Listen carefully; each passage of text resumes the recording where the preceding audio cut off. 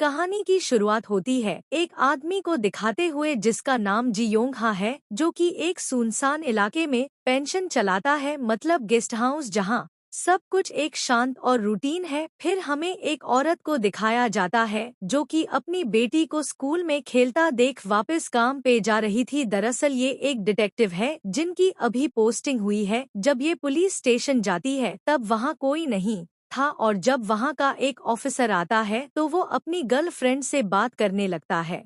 Officer को लगता है ये कोई रिपोर्ट लिखाने आई है, फिर वो वहाँ से बिना कुछ बोले चली जाती है। फिर हमें दिखाया जाता है जुलाई 2001 का सीन, जो कि इनका पहला केस था जिसमें एक लड़के का नाम कु सांग जुन है, जिसका की खुद का एक छोटा सा होटल है जिसका नाम लेक मोटल है। सांग जुन कभी कभी अपने दोस्त की दुकान पर घूमने चला जाता है। उस होटल की सफाई और सर्विस काफी अच्छी थी, होटल एक आम होटल जैसा ही था। फिर हमें प्रेजेंट का सीन दिखाया जाता है जहां रास्ते में योंग हा एक कार को फंसा देखता है जो निकल नहीं रही थी। उस कार में एक लड़की और एक छोटा लड़का था। लड़की काफी शांत और रहस्यमयी थी, उसका नाम यो सियोंग आहे। योंग हा उनकी कार निकालने में मदद करता है, और जब वो वापस आता है तो देखता है कि सियोंगा ने गेस्ट हाउस रेंट पर लिया है। योंग हा कहता है यहाँ एक पूल भी है जो कि कस्टमर के लिए है। तभी वो कहती है मुझे पानी से डर लगता है। उसके साथ जो बच्चा था उसका नाम हा सी योन है। योंग हा बच्चे के साथ खेलता है। सियोंगा योंग हा से पूछती है क्या आपका वो म्यूजिक प्लेयर अब भी चलता है। फिर वो स्टोर रूम से एक म्यूजिक की सीडी लाते हैं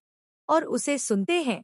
हमें वापस पास्ट का सीन दिखाया जाता है जहां मोटल के सामने एक आदमी के कार का फ्यूल खत्म हो जाता है और बारिश काफी हो रही थी, तो सुकांग छतरी लेके उसे होटल में लाता है। वो आदमी एक रूम रेंट पर लेता है। वो आदमी थोड़ा अजीब था। प्रेजेंट में योंग हा और योंगचा खाना खा रहे थे जहां योंगचा कहता है इस लड़की का चेहरा तुम्हारी वाइफ से मिलता है, जिस पर योंग कहता है हमेशा बकवास मत किया करो। योंगचा कहता है तुम्हारी बेटी घर कब आ रही है, तुम कहो तो हम समधी बन जाएं।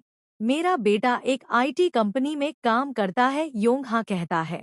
अभी मेरी बेटी काफी छोटी है। पास्ट में हमें दिखाया जाता है जहां अगली सुबह सांग जुन अपनी टेबल पे ही सो गया था, तो उसकी वाइफ कहती है घर जाके सो जाओ। वो अपना फोन वहीं भूल जाता है। फिर हमें एक डिटेक्टिव को दिखाया जाता है जिसका नाम यॉन बू मिन है, और आज उसकी पहला दिन होता है। तभी स्टेशन में एक कॉल आती है और हमें सांग जुन की वाइफ को दिखाया जाता है जो कि काफी घबराई हुई थी। सांग जुन घर के सामने से पुलिस को जाते देखता है। जब वो होटल वापस जा रहा होता है तभी वो देखता है कि लेक मोटल के सामने भीड़ जमा है। वो वहां दौड़ कर जाता है। प्रेजेंट में दोबारा योंग हा सियोंग को उसी जगह पे देखता है जहां कल उसकी कार फंसी थी, पर घर पहुंचने से पहले ही उसकी कार घर के सामने खड़ी दिखती है। वो देखता है कि टेबल पे पैसे और एक लेटर रखे हैं। वो पैसे उठाता है और सीडी को जैसे ही निकालता है उसके हाथ में खून लग जाता है। पास्ट में सांग जुन को पता चलता है कि कल जिसे उसने रूम दिया था वो एक सीरियल किलर है जिसका नाम चियंग चोन है। पुलिस जांच कर रही होती है। सांग जुन इमेजिन करता है कि वो किलर रूम से बाहर निकलता है और एक लड़की को लाता है। जब सांग जुन उस कमरे का दरवाजा खोलता है तो उसे खून से लथपथ एक कटे हुए शरीर की बॉडी दिखती है। तभी पुलिस उसे वहां से बाहर निकाल देती है। प्रेजेंट में योंग हा खून देखकर डर जाता है और देखता है कि सीढ़ी पर खून लगा हुआ है। फिर वो बाहर की तरफ भागता है। हमें हा सी योन को दिखाया जाता है जो सियोंग से पूछता है आंटी मेरे पापा मुझे कब लेने आएंगे, जिस पर वो कहती है जल्द ही। एक प्ले बैक में दिखाया जाता है जहां सियोंग खून से लथपथ थी। अगली सुबह डिटेक्टिव यून बू मिन अपनी बेटी को स्कूल छोड़कर पहाड़ के रास्ते से जा रही होती है। तभी उसकी कार योंग हा की कार से टकराते टकराते बचती है। वो योंग हा से पूछती है आप ठीक हो। योंग हा अब काफी घबराया हुआ रहता है। जब वो कस्टमर बाथरूम में जाता है तो उसे कुछ अजीब महसूस होता है। इधर डिटेक्टिव यून बू मिन अब अपने ऑफिस में शिफ्ट हो जाती है। इन्हें शिकारी के नाम से जाना जाता है। जैसे टीम में किसी का नाम टाइगर और किसी का कोबरा होता है, वैसे ही इनका नाम शिकारी है क्योंकि इन्होंने सबसे मुश्किल केस सॉल्व किए हैं।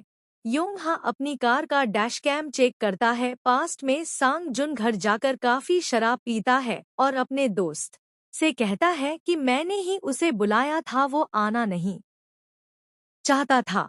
अब हमारे मोटेल का क्या होगा? प्रेजेंट में योंग हा को रिकॉर्डिंग में सियोंग दिखाई देती है, जो कि एक सूटकेस को कार में रख रही होती है। ये देखकर योंग हा काफी घबरा जाता है, जैसे उसे कुछ याद आ गया हो। वो कहता है, मैं सब कुछ भूल जाना चाहता था। अगले दिन डिटेक्टिव यून बू मिन होटल आती है और कहती है, आपको कल लगी तो नहीं? फिर वो स्टेशन के लिए निकल जाती है। पास्ट में वो किलर पकड़ा जाता है। प्रेजेंट में योंग हा म्यूजिक प्लेयर को साफ करके रख देता है और सोचता है, पता नहीं अब मुझसे कौन मिलेगा, पुलिस या वो खूनी समय काफी तेजी से बीत रहा था। वो अपने अतीत को एक बुरा सपना मानकर भूलने की कोशिश करता है। पास्ट में सांग जुन की वाइफ मोटेल की सफाई कर रही होती है। तभी होटल के टेलीफोन पे कॉल आता है। जब किम युंग कॉल उठाती है तो उसे पता चलता है कि ये एक प्रैंक कॉल है। लोग उन्हें मर्डरर मोटेल कहकर चिढ़ाते हैं।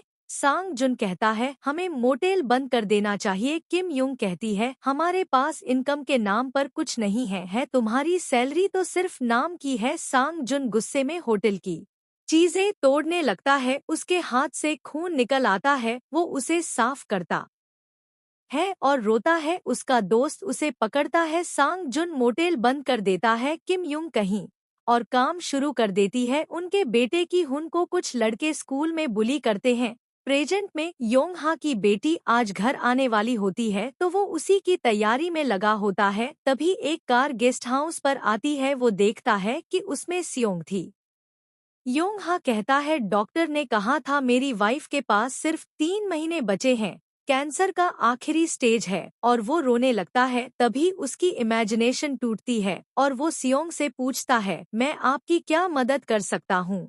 वो कहती है, मुझे आज रात के लिए रूम चाहिए। लेकिन योंग हा मना कर देता है कि कोई और गेस्ट आने वाले हैं। तभी उसकी बेटी आ जाती है और कहती है, आप रुक जाइए, हम सिर्फ डिनर तक रुकेंगे फिर चले जाएंगे। शाम को डिनर के वक्त योंग हा जल जाता है। सियोंग के दोस्त और पेरेंट्स भी उसके साथ आए थे। डिनर के बाद सियोंग योंग हा से पूछती है, लिविंग रूम में जो रिकॉर्ड प्लेयर है वो काम करता है क्या? पर योंग हा कहता है, नहीं, वो टूट गया है। उसकी बेटी और दोस्त वहां से चले जाते हैं। रात को योंग हा की नींद खुलती है। उसे कुछ आवाजें सुनाई देती हैं और जब वो जाकर देखता है तो उसकी वाइफ फूलों को खराब कर रही होती है। वो उसे रोकता है। तभी वो अचानक सियोंग में बदल जाती है और योंग हा की नींद खुल जाती है। ये सब एक सपना था। वो गेस्ट हाउस चेक करता है, सब कुछ साफ होता है। सियोंग स्विमिंग पूल में होती है। योंग हा कहता है, पिछली बार तुमने कहा था तुम्हें पानी से डर लगता है। सियोंग जवाब देती है, आप गलत सोच रहे हैं, मैं वो नहीं हूँ।